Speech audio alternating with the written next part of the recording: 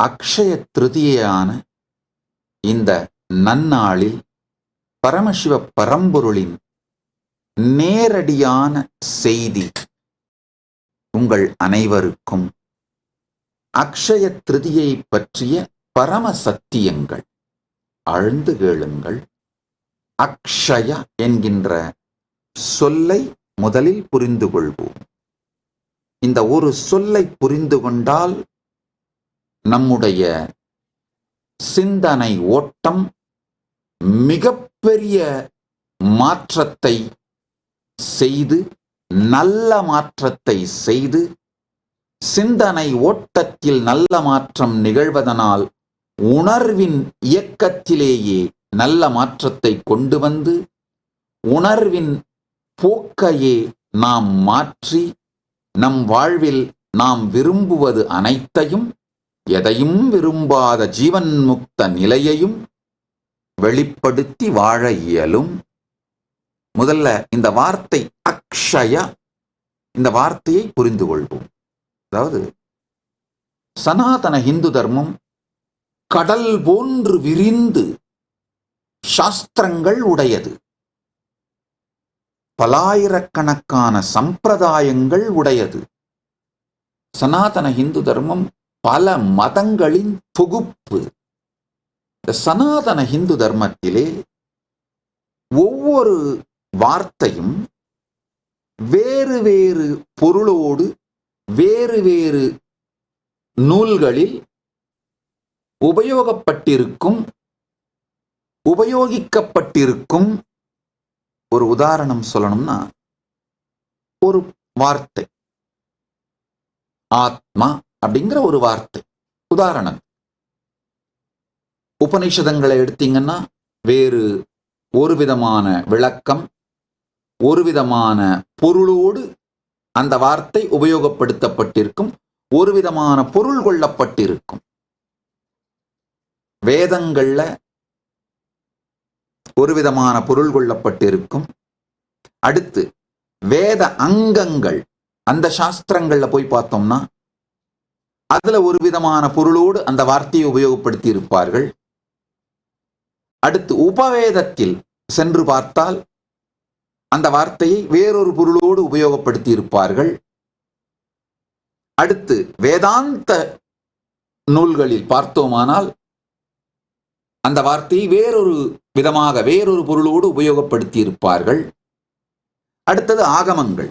ஆகமங்கள்ல பார்த்தா அந்த ஆத்மாங்கிற வார்த்தைக்கு வேறொரு பொருள், வேறொரு விளக்கம் அளிக்கப்பட்டிருக்கும். உபாகமங்கள்ல போய் பார்த்தோம்னா அதே வார்த்தைக்கு வேறொரு பொருள், வேறொரு விளக்கம் அளிக்கப்பட்டிருக்கும். ஆகம அங்கம், அந்த நூல்கள்ல போய் பார்த்தோம்னா அதே வார்த்தைக்கு வேறொரு பொருள் அளிக்கப்பட்டிருக்கும். ஆகமாந்தம், ஆகமாந்த நூல்கள்ல போய் பார்த்தோம்னா அதே வார்த்தையை வேறொரு பொருள் சற்றே விளக்கியோ அல்லது வேற்றுமைப்படுத்தியோ விளக்கியிருப்பார்கள். அடுத்து புராணங்கள், அதுல போய் பார்த்தீங்கன்னா அதே வார்த்தையை வேறொரு பொருளோடு உபயோகப்படுத்தி இருப்பார்கள். அடுத்து உபபுராணங்கள்ல போய் பார்த்தீங்கன்னா அதுல அதே வார்த்தையை வேறொரு பொருளோடு உபயோகப்படுத்தி இருப்பார்கள். இந்த மாதிரி ஒவ்வொரு வார்த்தையுமே வேறு வேறு நூல்களிலே வேறு வேறு விளக்கத்தோடு வேறு வேறு பொருளோடு உபயோகப்படுத்தப்படுகின்றது.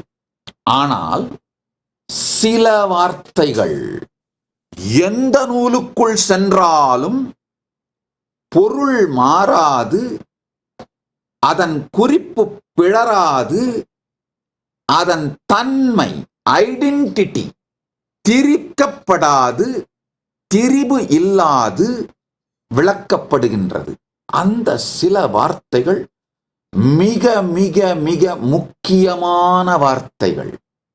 உபனிஷதங்களையும் வேதங்களையும், வேத அங்க சாஸ்திரம், உபவேதம், வேதாந்தம், ஆகமம், ஆகம அங்கம், உப ஆகமம், ஆகமாந்தம், புராணங்கள், உபபுராணங்கள், இந்த சாஸ்திரங்கள் எதில் தேடினாலும் சில வார்த்தைகள் மட்டும் பொருள் மாற்றப்படாமல் ஒரே பொருளோடு உபயோகப்படுத்தப்பட்டிருக்கின்றது. அந்த வார்த்தைகளை தான் சனாதன இந்து தர்மத்தின் அழகுன்னு நான் சொல்றேன், அதாவது யூனிட். இந்த வார்த்தைகள் சனாதன இந்து தர்மத்தையே அளப்பதற்கான யூனிட்டா நாம யூஸ் பண்ண முடியும், அளப்பதற்கான அழகாக நாம் உபயோகப்படுத்த முடியும். ஒரு சாஸ்திரத்தின் ஆழத்தையும் விரிவையும் தெளிவையும் அளப்பதற்கான அளவுகோலாக, அளவுகோல்ன்ற வார்த்தையை விட அளவியாக, யூனிட்டாக நாம இந்த வார்த்தைகளை உபயோகப்படுத்தலாம். ஏன்னா இந்த மொத்த சாஸ்திரங்களும் உருவாக்கப்பட்டிருப்பது, அதாவது நாம சனாதன இந்து தர்மத்திலே வேதமும் ஆகமும் பரமசிவ பரம்பொருள் நேரடியாக வெளிப்படுத்தினார்னு, அதுதான் நாம் ஏற்றுக்கொள்ளுகின்ற சத்தியம். அவர் நேரடியாக வெளிப்படுத்தினார் என்பது உண்மை. ஆனா இந்த ரிஷிமார்கள், ஆச்சாரியர்கள் அதை உள்வாங்கி அதை அடுத்த தலைமுறைக்கு கடத்துகின்ற இந்த நிகழ்வு டாக்குமெண்ட் பண்றதுக்கு, அதை ஆவணப்படுத்துவதற்கு குறைந்தபட்சம் 10,000 ஆண்டுகள் எடுத்திருக்கும். மொத்தமா சனாதன இந்து தர்மத்தின் சாஸ்திரங்களை அவைலபிளா இருக்கிற, நமக்கு இன்னும் கிடைக்கப் பெறுகின்ற சாஸ்திரங்களை எடுத்து பார்த்தோமானாலே அதன் மொழி கட்டமைப்பு இவைகளையெல்லாம் வைத்து பார்க்கும் பொழுது குறைந்தபட்சம் இது மொத்தமும், இந்த மொத்த சாஸ்திர களஞ்சியமும் உருவாகி ஆவணப்படுத்தப்பட்டு நமக்கு கிடைக்கப் பெறுவதற்கு குறைந்தபட்சம் 10,000 ஆண்டுகள் ஆகியிருக்கின்றன. இந்த 10,000 ஆண்டுகளும் ஒரு வார்த்தை பொருள் மாறாமலேயே பல நூல்களிலும் உபயோகப்படுத்தப்பட்டிருக்குமானால் அந்த வார்த்தைகள் தான் சாஸ்திரங்களின் ஆழத்தை புரிந்து கொள்ள, உணர்ந்து கொள்ள நாம் உபயோகப்படுத்த வேண்டிய அழகு. அளவுகோல் அப்படிங்கிறத விட அழகு, யூனிட்னே சொல்லலாம். அழகு எப்படி? நீளத்தை அளப்பதற்கு நாம மில்லிமீட்டர், சென்டிமீட்டர் அப்படிங்கிற யூனிட்ஸை யூஸ் பண்றோமோ, அதுபோல சாஸ்திரங்களின் ஆழத்தை, உண்மைத்தன்மையை, அதன் அகலத்தை புரிந்து கொள்வதற்கு, அளப்பதற்கு நாம் உபயோகப்படுத்த வேண்டிய அழகாக இந்த வார்த்தைகளை உபயோகப்படுத்தலாம். அழகாக இருக்கின்ற சில வார்த்தைகளில் இந்த அக்ஷயம் எனும் வார்த்தையும் ஒன்று. If you found this video entertaining, entraining and enlightening, take a moment to like, share and subscribe. And don't forget to hit the bell icon. Thank you so much for tuning in.